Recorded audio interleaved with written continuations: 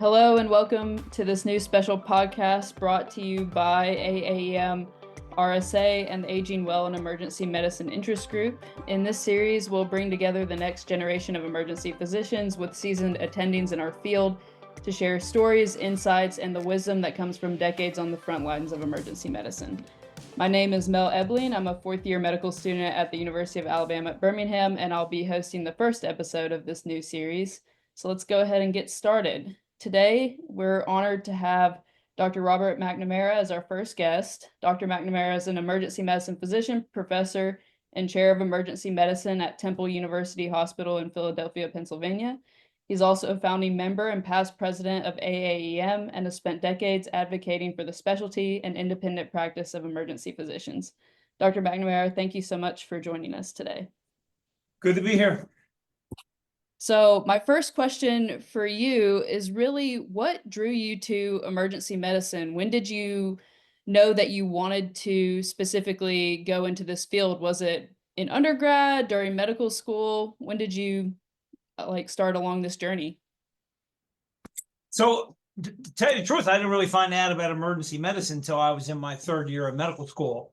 But the seeds were already there. So you do your medical experiences to get on your CV for applying to medical school. I had actually been an orderly in a West Philly emergency department, Mercy Catholic Medical Center, before the days of trauma centers. And it was, peak of violence, a lot of stuff going on. And I was an orderly and they were letting me do stuff. I was suturing wounds. It was, the place was crazy. And then, I did it. I went to medical school and I was going through, third year rotations and almost every rotation, maybe not psychiatry, but I thought I could maybe do this. And essentially near the end of my third year, one of the, I was in a fraternity in medical school at Jefferson. One of the seniors says, yeah, I'm asked into emergency medicine. And I'm like, what? That's a specialty? Yeah, Dr. Glenn Freeze. Yeah, we remember we had that conversation and just like this light bulb went off. Wait a second, you can train in this stuff? I had kind of like leaning towards peds and I realized, hey, I can do peds as well while doing emergency medicine. And it was just like, all right, this is it. I immediately, secured a rotation at the Medical College of Pennsylvania. I couldn't get into their main site. So I worked at one of their community sites. Fortunately, got to do shifts with some of the key faculty. It was the only program in the city at the time. There were no other EM residencies in Philly. You had Christiana was closed. There was Hershey at the time, Geisinger, but fortunately, I'm asked into EM in Philly. The definitely set my career on the right path. That sounds amazing. How would you say that your work as an orderly differed from being a medical student at this time? It sounds really cool that you got to suture wounds and do a lot of higher level stuff that medical students dream of nowadays. Yeah, well, it was just sort of the circumstances of it was a hospital in a poor neighborhood. I got to know the docs. They were like original EM docs. There were a couple full-time guys. There were some that were just, in transition to fellowship. And, I would help them. I'd be snipping the sutures and helping them doing the wound repair. And they say, yeah, Mac, you can do this stuff. And here, go ahead. So you need any help. And, it wasn't that radical of a concept. George Washington had wound techs, for years going on. Like they would allow people to do it. So it wasn't like I was just going in there blind. I had seen a lot of it. And they were busy, right? It was, they rather get tied up, sewing up a laceration. They let me do it and I got away with it. Nobody complained. It moved the patients along and it was a lot of fun for me. I would assist in procedures, assist in chest tubes. It was, right there on the front lines. It was, obviously, I was the guy doing the CPR right in the middle of the code, seeing everything that went on. So it was sort of, I think it was, the variety, the fast pace, the ability to see all ages.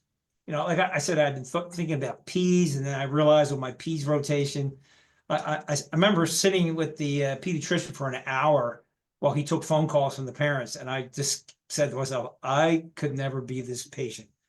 No, your kid's not going to Harvard. I mean, his poop was red because he drank red juice. It was like, so I said, I'm not going to make it in peds. But EM, you know, it seemed to have all those features. I was discouraged by my dean. He said, yeah, you're a pretty good student. Why are you going to throw your career away? And I actually took the internal medicine track my senior year because I like, what, is this a mistake? After the first sub-I, I said, whoa, I'm definitely doing emergency medicine, but I had 2 more sub-Is to go. So I paid the price for that. So That's really awesome. That's really exciting. Thinking back outside of your dean at the time, but in medical school, especially residency, were there any particular figures that stand out in your mind as being your biggest mentors during that time? And what did you learn from them along the way? yeah, so I mean, pointing to mentors, it's got to be Dave Wagner. You know, he was the chair at the Medical College of Pennsylvania. Dave was, you know, the lead negotiator to get AAEM established. He was originally a pediatric surgeon, Quaker, just so committed to the patients. Great doctor, great communicator, great leader. Pulled a lot of weekend shifts. Led from the front, which is, you know, kind of something I've incorporated into my career. And you know, just the people that were around at MCP at the time, being, you know, one of the original training programs. It was a very committed group, and the peers, the colleagues, you know, the ones that were like me, who were, you know, willing to take a little bit of a flyer and step out in this new specialty. You know, they were good people to be with. They were, you know, little fear, wanting to do the best, do things, try stuff out. You know, it was a little bit of frontier medicine at the time. The specialty was just evolving. So it was an exciting time. Yeah. You mentioned leading from the front as something that you learned from one of your mentors. Can you talk more about that and maybe how residents can develop that skill? Well, I mean, if you're going to go into a position where you're, you know, in charge. So I'm currently a chair. I still do 2 clinical shifts a week. You know, the faculty kick me off at nights. I still do weekends. You know, it's a tough specialty, right? It's a tough environment. You know, we work in North Philly, the poorest section of the poorest big city in America. To tell my faculty to do stuff that I'm not willing to do, I just don't feel you would get as much buy-in. And it's sort of like, you know, I learned a lot of my lessons being a coach. I still coach. I coached rowing 3 of my 4 years of medical school. And I learned to respect the coaches that I knew had played the game. And I think you kind of see that somewhat in pro sports and whatnot. Some of the most revered coaches are people that had put it on the line. Not that they were necessarily with the big star, but they know what the grind's about. And that's what rowing was. You know, you got to motivate the people to work harder than they ever wanted to work in their life. And I took those lessons into, you know, being a program director, which I was doing before I became the chief and the chair. And, you know, being on the front lines and getting people to know, like, what I'm asking you to do, I know what it's about. I know what I'm tasking you with. And not everybody does that. I think if you're going to try to step up and be the leader of your group or something like that, you got to be very careful not to be seen as an administrator or a suit, somebody who doesn't have a foot in the clinical arena. For sure. How did those skills, kind of thinking about leadership, like you mentioned, transfer over into your involvement and work with AAEM? Yeah, so AAEM, you know, why did we form? You know, we formed for 2 reasons. One was because we said board certification means something, right? We're the first all board certified emergency medicine organ. The second one was, how are these people taking advantage of us? Like, we thought we were at the end of the road. We did 4 years of college, 4 years of medical school, 4 years of residency, paid our dues, paid our prices. And now you're telling me, like, when I got that final board certified doctor, you're going to take money out of my pocket? It's like, how did this happen? And, you know, when I looked into this stuff, and actually, you know, the stimulus was The Rape of Emergency Medicine. Jim Keeney wrote the book. Mm-hmm. I actually got the ad for it. I went into Dave Wagner's office and said, hey, did you get the ad for this? What do you? He goes, oh, I already ordered it. So the chair ordered it. I ordered it, of course. And when you read it, you realize that, you know, we're training folks and we're going out into a world where there's an industry that's trying to make money off of them. And I'm like, that's not right. And I called Jim Keeney, the guy who wrote it. He was called the Phoenix at the time, didn't know who he was. And I said, is this true? I'm like, I'm a program director. He goes, well, this is my story. It's basically my life. So it is true. And I said, is this going on widespread? He goes, you know what? I'm going to send you all the other surveys that I got. There was a survey in his book. And the quotes were devastating to me as a program director. Leaving my emergency medicine residency was like leading a lamb to the slaughter. After 9 years of abuse, leaving the specialty. So these things, I said, wow, here we are. We think we're doing the greatest thing, training the best medical students the best way we can so they can serve the patients, and they're burning out at 9 years. And I had that moment where I said, this is just as important as the other stuff you're doing.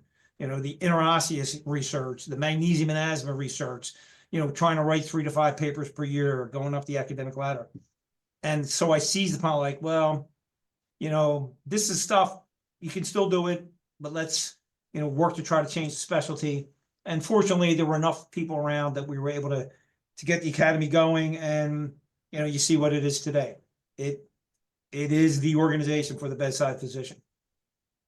I know that the Resident and Student Association part of AAEM has been instrumental and just of such importance and value to me throughout medical school. So I appreciate all of the work that you've put in throughout the years to make it what it is today.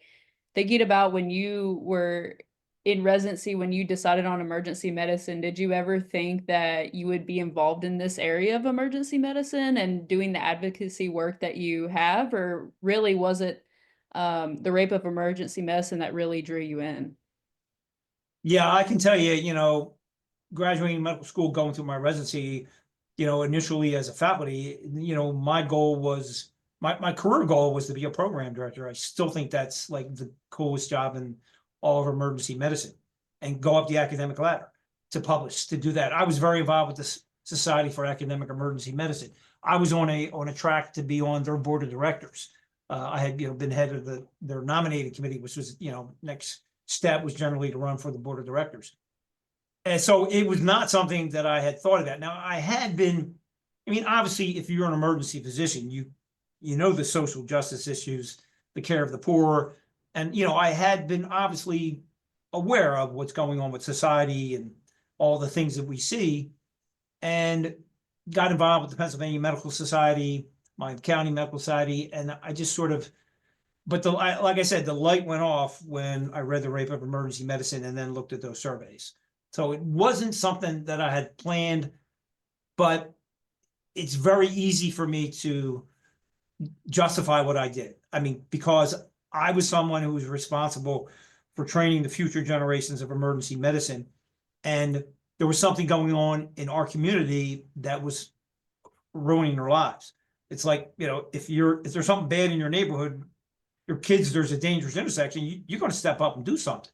And it was just sort of that on a scale in emergency medicine, a little bit bigger, obviously. So it's still to this day that the core reason I do it is that the belief is we do a difficult specialty and you can't survive if you feel you're being exploited. That's the simple equation for me. It's stuck with me. It's why I'm still passionate about AAEM and advocacy. Really inspiring. Along those same lines, thinking about changes in emergency medicine over time, how would you say that the practice environment, the exploitation that you've been talking about, how would you say that that's changed from back when you first got started with AAEM to now? Well, clearly there's been a rise of private equity consolidation. The original stuff was, it was doctors ripping off other doctors, senior doctors, right? Envision came out of EmCare. EmCare was founded by the 1980 president of ASAP. Okay, he made millions of dollars selling to Laidlaw, which then sold to Onyx private equity. It was senior doctors, and there's still some of this going on today. So there was always this tiered structure, and it wasn't, there were things being written when I was a resident, a guy named Bob Simon wrote Entrepreneurism in Emergency Medicine, Growing Emergency Medicine. He actually said in 1983, if ACEP doesn't address this, perhaps we need a new specialty society that will. 10 years later, you got AAEM. Other stuff, you can go back in the literature and see the quotes that there was concerns about this unequal economic situation. A guy named Mike Bresler, still active in Stanford, his editorial was called Feudalism in Emergency Medicine. We're the serfs, all right, working for the, the gentry, right? We're ripping each other off. So all this stuff was going on.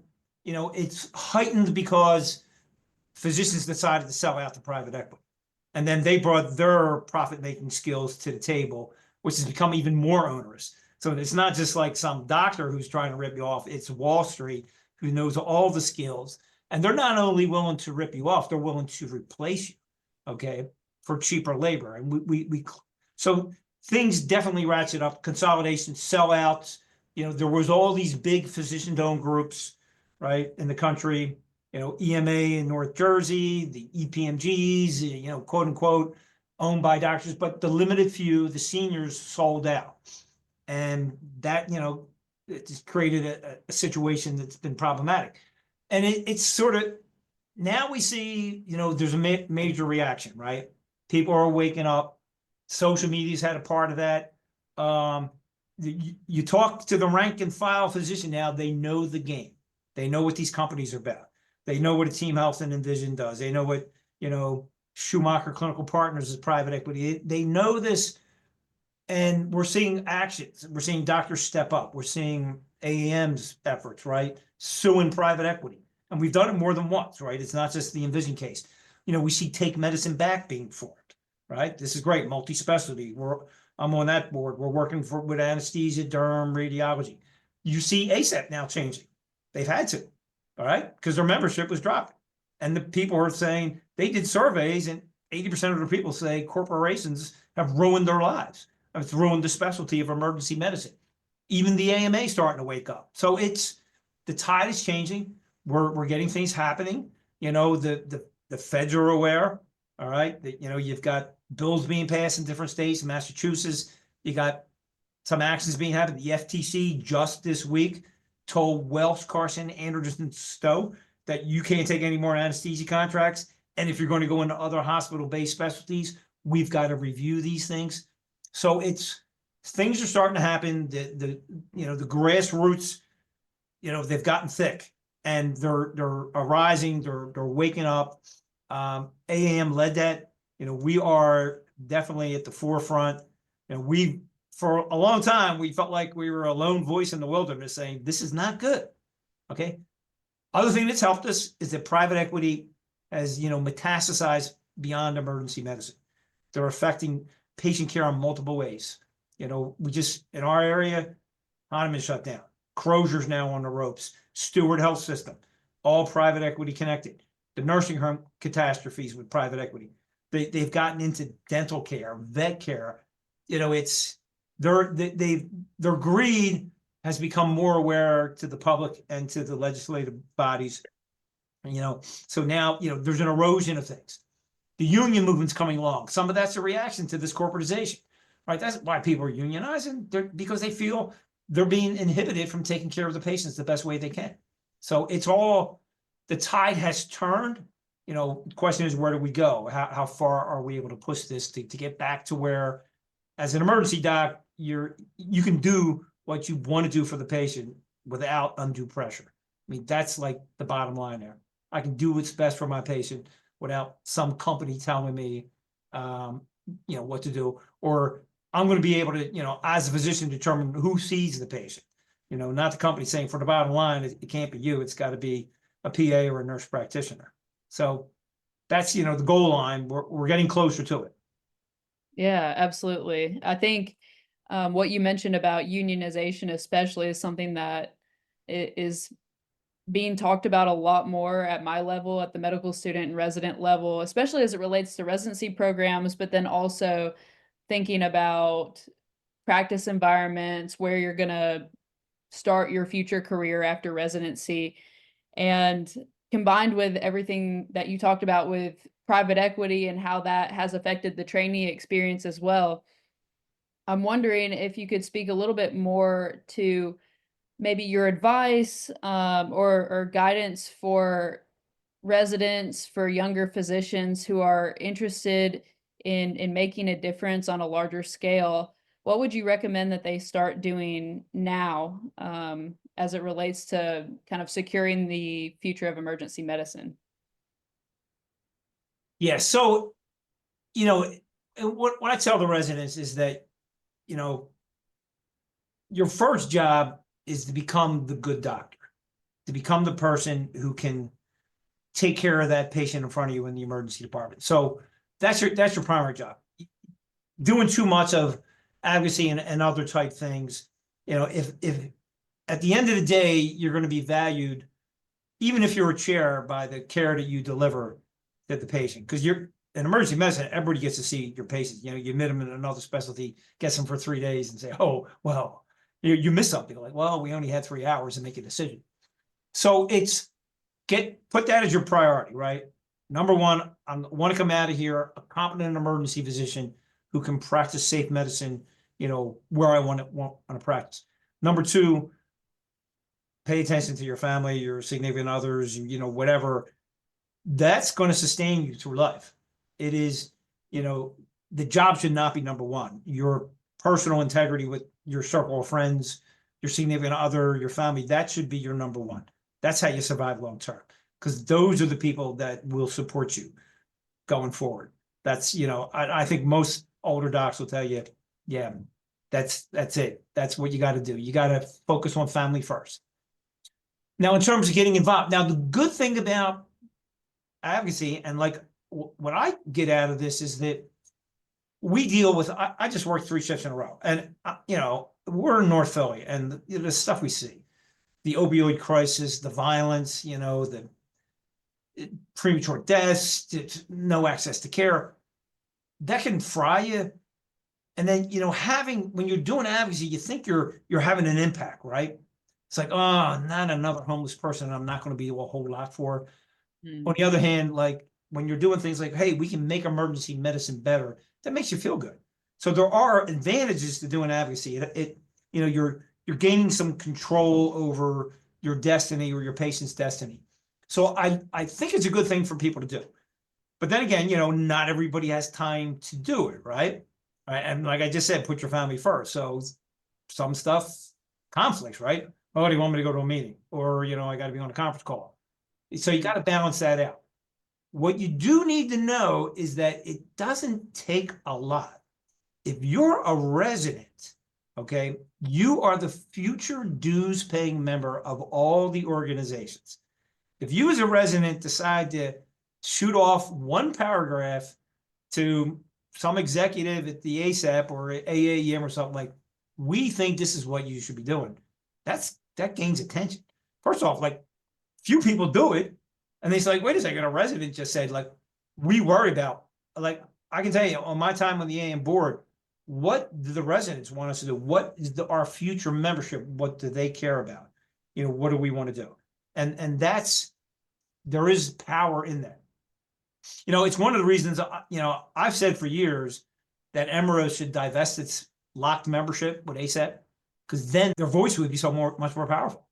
Because, like, hey, our members want you to do this. We want you to change things. That would have a huge impact. And I can tell you, we're already seeing this, like social media, when residents get on and say, this isn't right, this is wrong. People, I follow Reddit. I see what they're writing about emergency medicine. So your voice has power. And then obviously, you know, joining an organization shows you support what they're doing.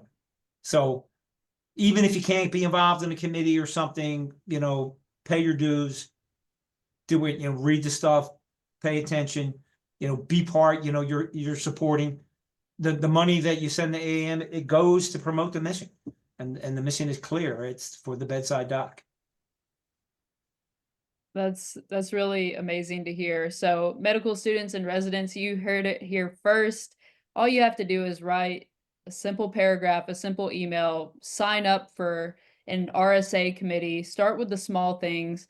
because those are the things in the end that are going to really make a difference and get you propelled towards your future career in whatever niche area that is, whether it's advocacy as we kind of focus on from AAEM, or whether that's critical care, toxicology, EMS.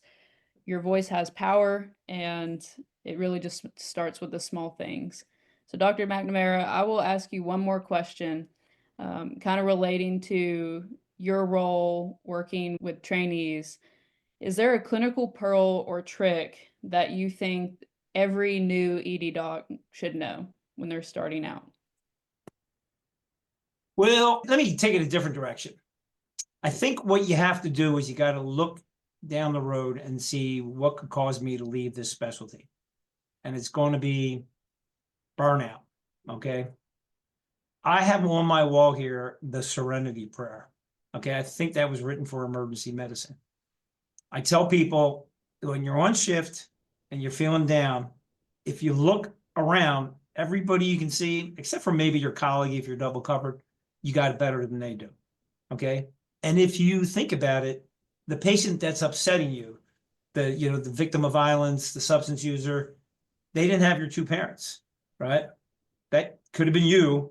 You just were lucky. You got born into that circumstance. So you got to take that core belief with you every shift. You've got to, it's not easy. All right. We all feel the stresses. Nobody's perfect. You're going to have these times where you get upset at the patients, angry at the patients, and cynicism is a constant threat at the door. Just, keep that at the core of your existence. Think about, all right, I'm going in here. It's going to be tough, but you know what? I'm a lucky person to be doing what I'm doing. That's the best clinical tip I have, because that's how you survive this. I'm doing 40 years after residency this year. It's a tough road, but again, I grew up in Philly. Like I said, I worked in a West Philly ED. I have friends who, fell off the path. And, I realized that, hey, how did I get so lucky to be born with a good brain and have two good parents that steer me in the right direction? Could have been me on that stretcher. So it's not a clinical tip, but there's so many other clinical tips out there that I'm sure the program directors should teach them about. I'll end it with that. That's very wisely said, and probably a lot more useful than tips and tricks for repairing lacks, for example. So thank you so much for taking the time to be here and sharing your insights and your wisdom with us today. And thank you to all of our listeners for tuning into this first podcast episode, and we look to seeing you next time. We hope you have enjoyed this podcast from the American Academy of Emergency Medicine. AAEM is a nonprofit professional association of over 8,000 emergency physicians dedicated to board certification and democratic group practice. For more information about AAEM, visit our website at www.aaem.org.